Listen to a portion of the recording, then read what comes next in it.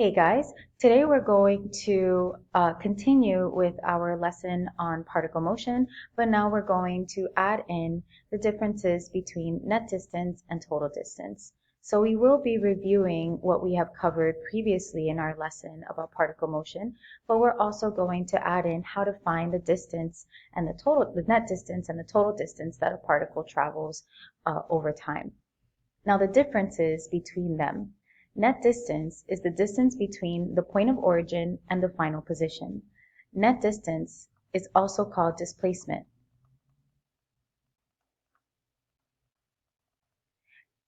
Whereas total distance is the sum of all the distance moved in any direction. So just to give you an example of how these are different, if I start at the origin, so at 0, and I go 5 meters to the right, and then I come 5 meters back, the net distance would be 0 because I started and I ended in the same position.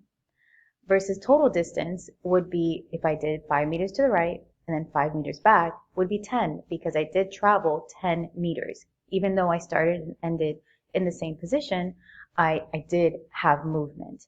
So how you find net distance versus total distance? Net distance is going to be P of A minus P of B, where A and B is the times where the particle is traveling. And you see that P of A minus P of B is inside absolute value. And this is because distance can never be negative. Distance is always a positive value. Whereas total distance, if the particle is changing direction at some point, we'll call that C, then total distance is found by P of A minus P of C, which again, inside absolute value, plus P of C minus P of B, which is the ending point. So what this translates to is that this is the distance traveled in one direction plus the distance traveled in the other direction. So let's go through an example. The position of a particle is given by the function P of t is equal to 2t squared minus 6t, where P of t is measured in centimeters. Find the net and total distance the particle travels from t is equal to 1 to t is equal to 4 seconds. So let's start with net distance. Net distance is going to be P of 1 minus P of 4. The absolute value of P of 1 minus P of 4. So I need to find P of 1 and P of 4, so I can plug it in. P of 1 is going to be 2 times 1 squared, so 2, minus 6 times 1, which is 6. So this gives me negative 4. P of 4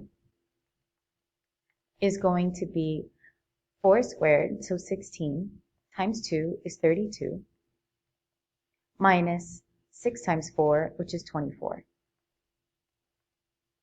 32 minus 24 is 8. So my net distance is going to be P of 1, so negative 4, minus P of 4, which is 8. And this gives me the absolute value of negative 12. Therefore, the net distance is 12 centimeters. Always include units if you are ever given units. So that's my net distance. Now let's go ahead and find the total distance. In order to get total distance, we need to first figure out if my particle will ever change direction. And how you figure out where your particle changes direction is based on velocity, since velocity tells me the direction in which the particle travels. If velocity is negative, that means it's moving left, and if velocity is positive, that means it's moving right. So I'm going to first take the derivative of P of t, and that will give me my velocity function, which would be 4t minus 6. If I set this equal to 0 to get my critical numbers, I would add the 6, so 4t is equal to 6, and then divide the 4. If I simplify that, I get t is equal to 3 over 2 seconds. So this is where my particle is probably going to change direction. I'm going to test that to just make sure that this critical number does in fact mean a change in direction. Here's my derivative. If I plug in a number to the left of 3 over 2, so let's say 0,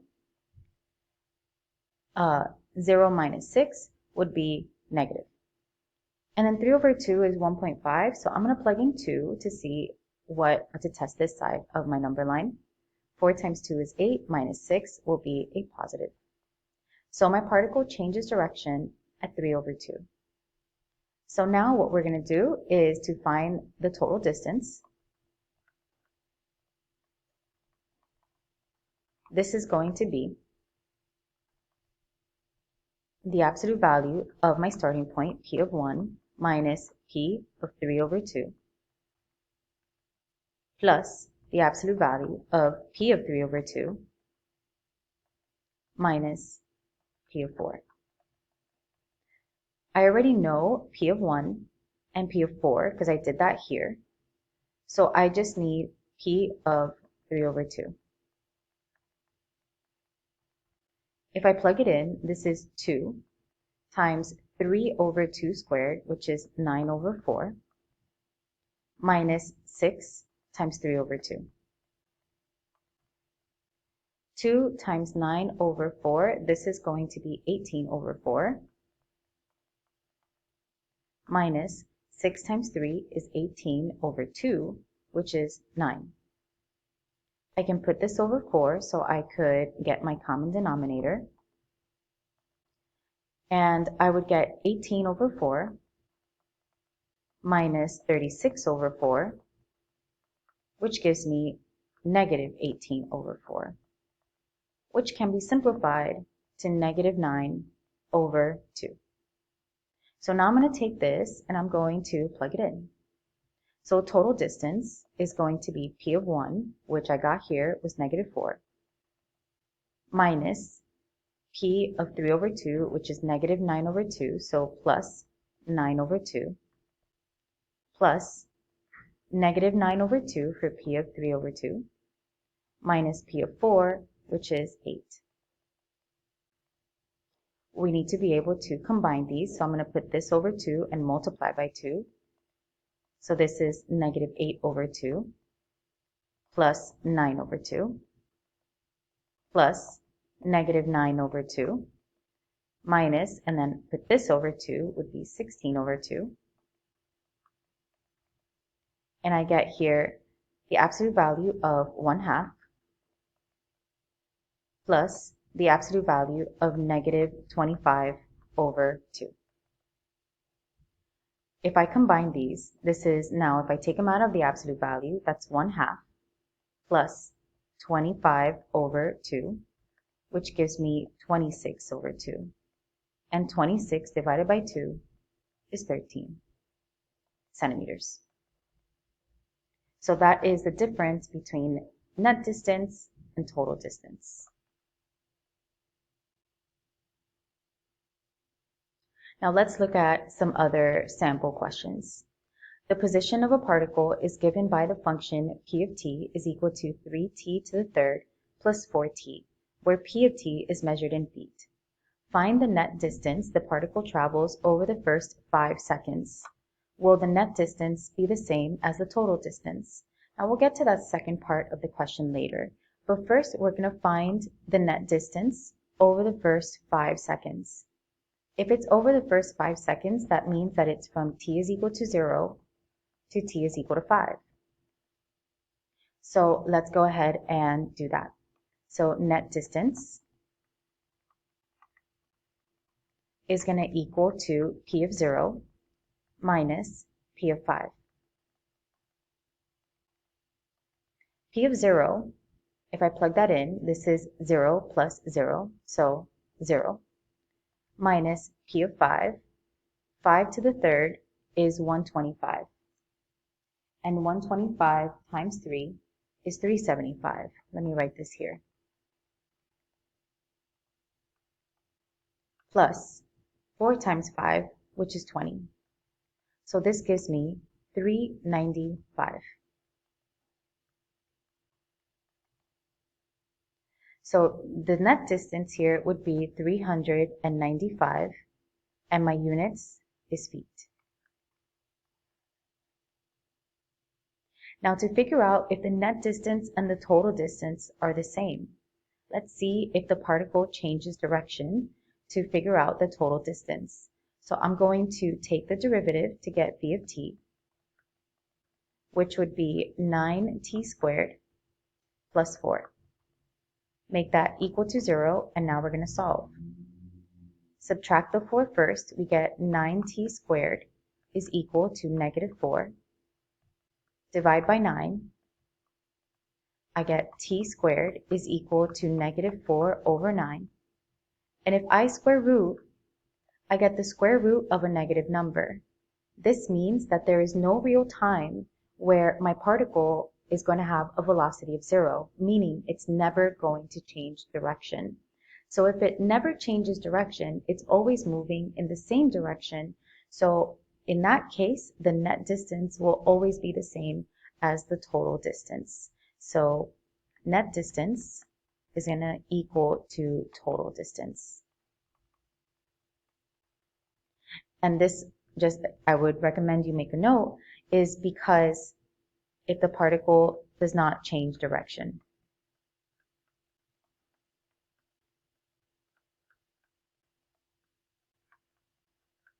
So your net and total distance are always the same as long as the particle does not change direction. If the particle does change direction, then the total distance will be different. Let's look at the next question. The position of a particle is given by the function p of t is equal to t to the third plus 9t squared minus 21t, where p of t is measured in feet. Find the total distance that the particle travels over the first 3 seconds. So just like in this previous problem, the first 3 seconds is from t is equal to 0 to t is equal to 3. We are trying to find total distance. So if I'm looking for total distance, I need to check if my particle will change direction. So I'm going to take the derivative to figure that out. This is going to give me 3t squared plus 18t minus 21 and make this equal to 0. All of these terms are divisible by 3, so I'm going to factor out a 3, which would give me 3 times t squared plus 6t minus 7. If I factor this, I'm going to get t plus 7, t minus 1. So my critical numbers here would be t is equal to negative 7 and t is equal to 1. Now, remember that this is over time. This t is equal to negative 7 is not a valid critical number because we cannot have negative time. And furthermore, it's outside of the interval. So I'm not going to use t is equal to negative 7 as a critical number. But t is equal to 1 is within this interval, so I am going to check to see if my particle changes direction at 1. And keep in mind that time here always starts at 0. So here's my derivative, my factored version to make it easier to test. I'm going to plug in 0 and see if this will be a positive or a negative value. If I plug in 0, this will be positive and this will be negative, making this interval negative. And if I plug in 2, this will be positive and positive, so positive. So my particle does change direction at t is equal to 1. So that means that my total distance is going to be p of 0 minus p of 1 plus p of 1 minus p of 3. Again, these values here is where your particle changes direction, and this here is the starting, and this here is the ending point. So I'm going to get all of these values. Let's start with p of 0. If I plug in 0, this is going to all be 0. If I plug in 1, 1 to the third is 1, plus 9 times 1 squared is 9, minus 21 times 1, 21. 1 plus 9 is 10, minus 21, negative 11. And then finally, for p of 3, 3 to the third is 27. plus 3 squared is 9 times 9 is 81 minus 21 times 3 is 63. So now we're going to combine 27 plus 81 minus 63 is 45. Now we're ready to get the total distance by plugging in all of these values. So our total distance is going to be p of 0, so 0, minus p of 1, which is negative 11, so here this will become plus 11, plus negative 11, minus p of 3, which is 45. 0 plus 11 is 11, take out the absolute value, 11, plus negative 11 minus 45 is negative 56. And the absolute value of negative 56 is 56. And when we add, 11 plus 56 is 67. And my units here are in feet. So this would be the total distance. Now let's move on. Let's look at a challenge total distance problem. Find the total distance traveled by the particle in centimeters during the first 8 seconds if the position of the particle is given by the equation below. So p of t is equal to t to the third minus 12t squared plus 36t. So if it's over the first 8 seconds, that means that I'm finding the distance from t is equal to 0 to t is equal to 8. I need to first figure out if my particle even changes direction. So I'm going to take the derivative. My derivative would be 3t squared minus 24t plus 36. I can factor out a 3 here, and I get t squared minus 8t plus 12. If I continue to factor, this is t minus 6 and t minus 2. My critical numbers would be t is equal to 6 as well as t is equal to 2. Both of these values are within the interval, so I'm going to test and make sure that my particle does change direction at both of these numbers. If I start at 0, I'm going to plug in 0. 0 minus 6 is negative, times another negative would be positive. Between 2 and 6, I'm going to choose 3. 3 minus 6 is negative, 3 minus 2 is positive, so negative.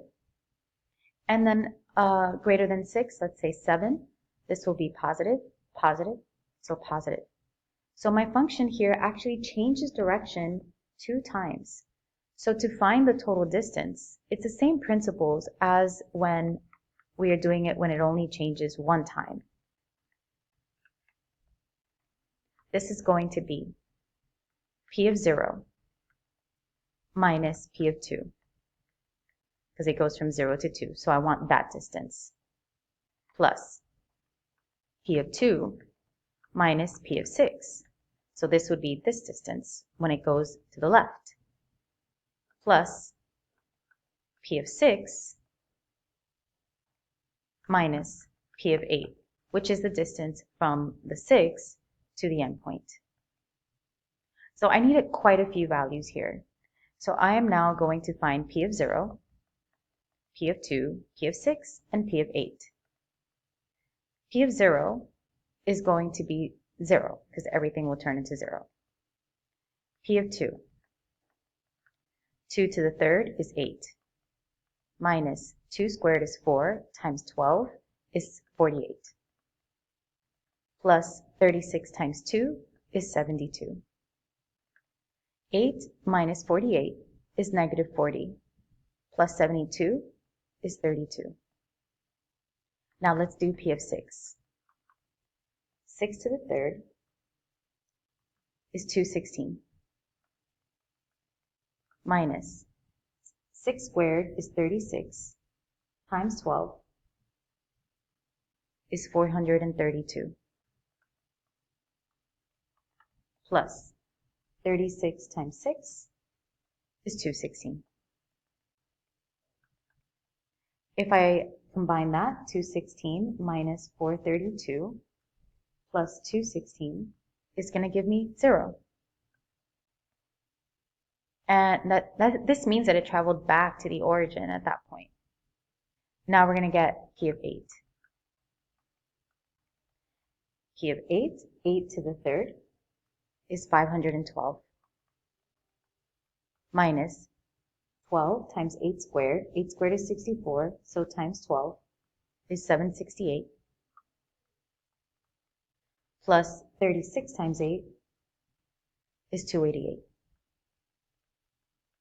So now I'm going to combine these. 512 minus 768 plus 288 is 32.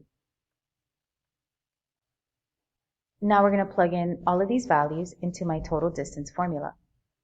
So this is going to equal to P of 0, which is 0, minus P of 2, 32, plus P of 2, so 32, minus P of 6, which is 0, plus P of 6, 0, minus P of 8, which is 32.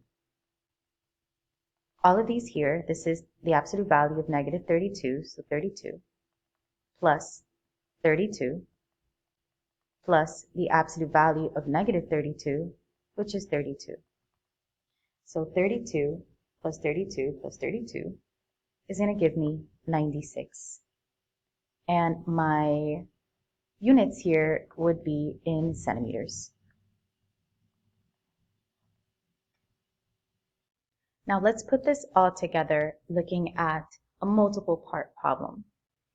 A particle moves along the x-axis with velocity at time t is greater than or equal to 0 is given by the equation v of t equals 3t squared minus 6t minus 9. Find the acceleration of the particle at t is equal to 2. So here we're now moving away from distance for a moment to review what we've done in the past. If we're trying to find acceleration, acceleration is the derivative of velocity. So I am going to take the derivative, which that is equal to my acceleration function, and that's going to be 6t minus 6. If I want to find the acceleration at t is equal to 2, I'm going to plug in the 2. And I get 6 times 2 minus 6. 6 times 2 is 12, minus 6 is 6. And my units here, if we're not given any units, which in this case we're not, this is our answer, 6. We don't have to worry about the units. For B, is the speed of the particle increasing at t is equal to 2? And give a reason for your answer. To know about speed, that means that we have to compare the sign of acceleration and velocity at that value. So I know the sign of acceleration, it is positive, so I am going to get v of 2 to figure out whether this velocity is positive or negative. So that's 3 times 2 squared, which is 4, minus 6 times 2, so 12, minus 9. 3 times 4 is 12, minus 12, 0, minus 9 is negative 9. So when I compare, we see that they are different signs.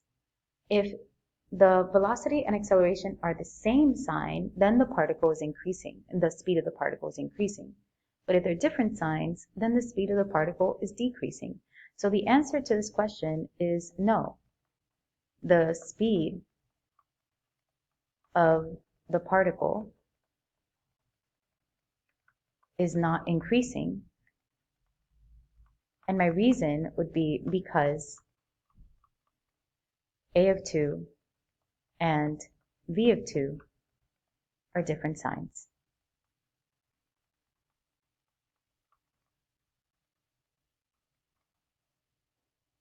For part C, find all values of t at which the particle changes direction and justify your answer. So to know if my particle changes direction, that means that my velocity is going to change signs. So since I have my velocity function here, I need to know what my critical numbers are and test it on my number line. 3t squared minus 6t minus 9, I'm going to make that equal to 0. I can factor out a 3, and I get t squared minus 2t minus 3. When I continue to factor that, I get t minus 3, t plus 1. So my critical numbers would be t is equal to 3 and t is equal to negative 1. Now negative 1, again, I cannot have negative time. So this is not a valid critical number in this case. So I'm going to check on my number line to see if my particle does change direction. If I plug in 0, 0 minus 3 negative, 0 plus 1 positive, so negative. And if I plug in 4, 4 minus 3 is positive, 4 plus 1 is positive, so positive. So my particle does change direction. So we would say here that the particle changes direction at t is equal to 3 because v of t changes signs.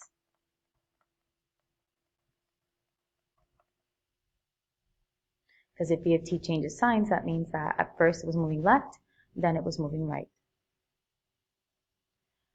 For part D, the function p of t is equal to t to the third minus 3t squared minus 9t models the position of the particle for t is greater than or equal to 0.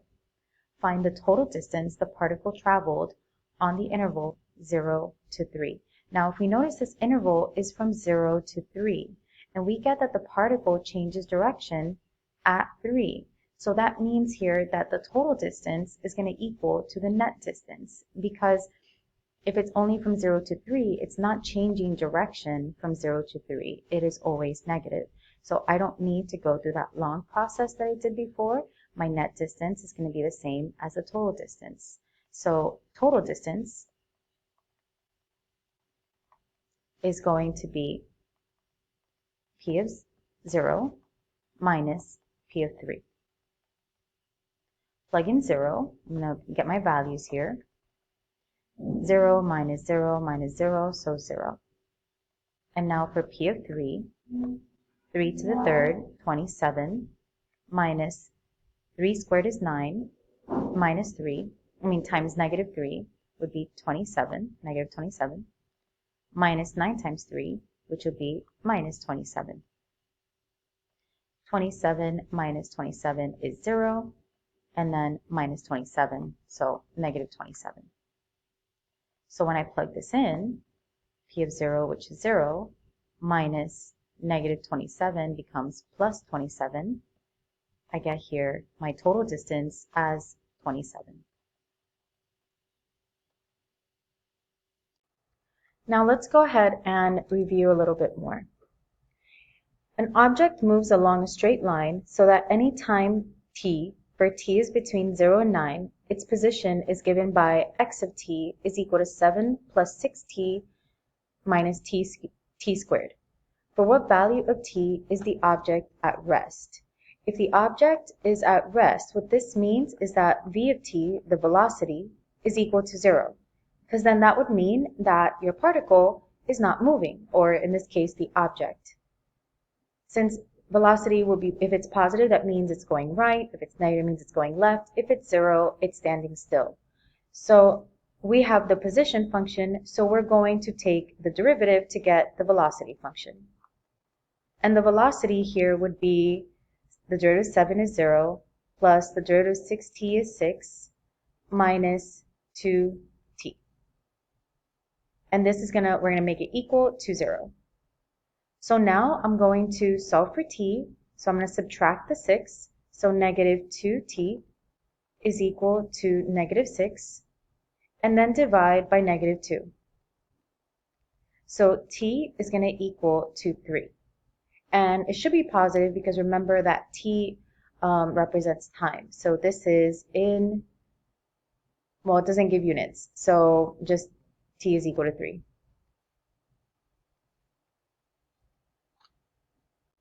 For the next question, use the data from the table below to estimate the acceleration at t is equal to 36 seconds. If v of 36 is equal to negative 1, what do the values tell you about the speed of the particle? So to estimate acceleration at 36 seconds, in order to estimate a derivative, since acceleration is the derivative of velocity, we are going to find the slope. So acceleration for 36, we're going to pick 2 points, one to the left and one to the right of 36. In the chart, 36 is right here in between 32 and 40. So I'm going to find v of 32 minus v of 40 over 32 minus 40. V of 32 is negative 4 minus V of 40, which is minus 7, over 32 minus 40, which is negative 8. Negative 4 minus 7 is negative 11, and negative 11 over negative 8 can't be simplified, but a negative over a negative would make it to positive 11 over 8. And my units here, since it's meters and seconds, and this is acceleration, it would be meters per second squared. Now, here we're told that v of 36 is equal to negative 1.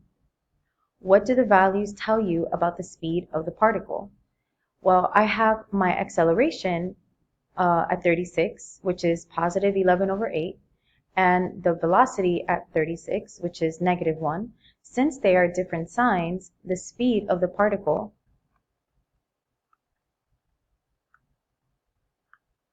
is decreasing. Since remember, speed is determined by the sign of acceleration and velocity. So speed of the particle is decreasing, and we would say because v of 36 and a of 36 are different signs.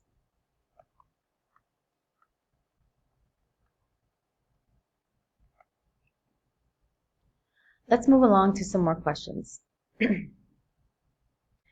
For these two, we're going to have to use the unit circle. So I have here a picture of the unit circle that we can use to kind of get these values. The velocity of an object moving along the x-axis at time t is greater than or equal to 0 is given by the function v of t is equal to sine of pi over 3t.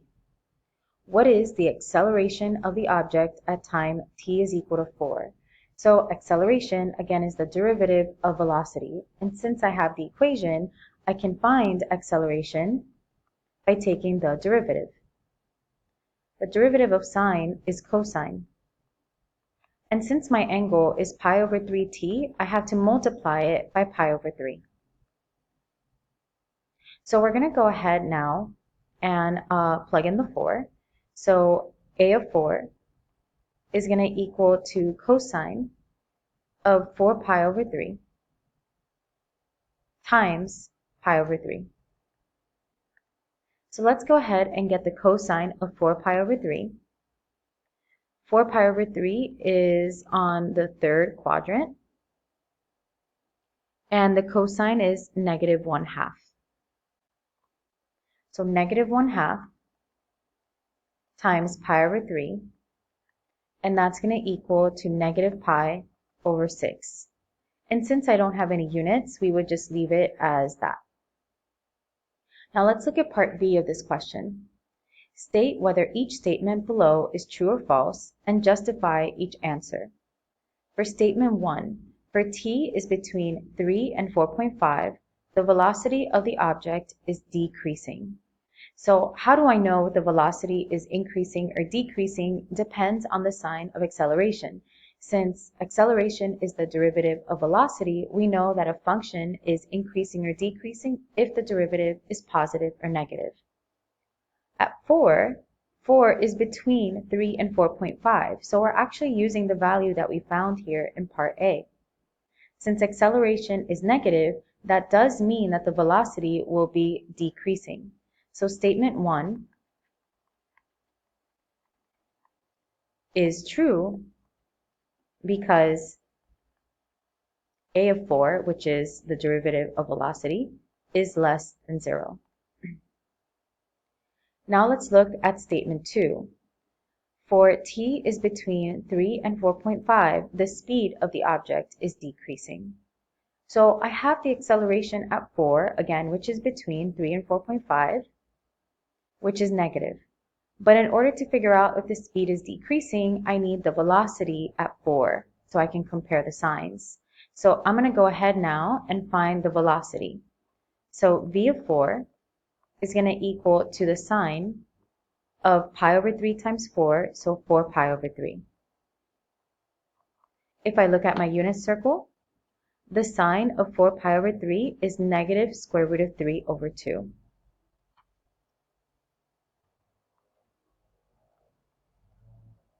And when I compare my signs, I get that v of 4 is negative and a of 4 is negative. So this would mean that statement 2 is false. And the reason would be because v of 4 and a of 4 are the same sign.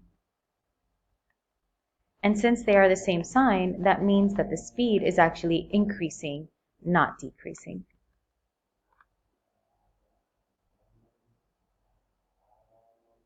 Okay, now let's look at a graph.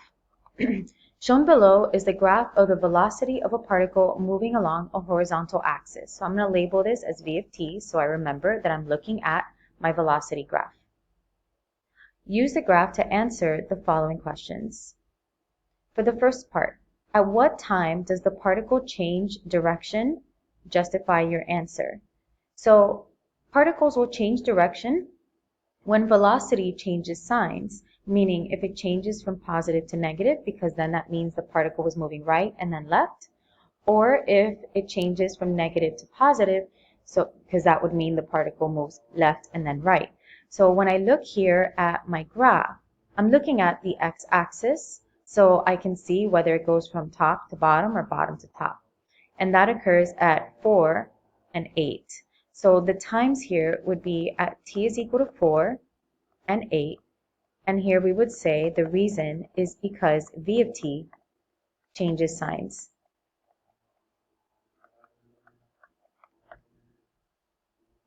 Now for part B, over what interval is the acceleration of the particle negative, positive, and justify your answer.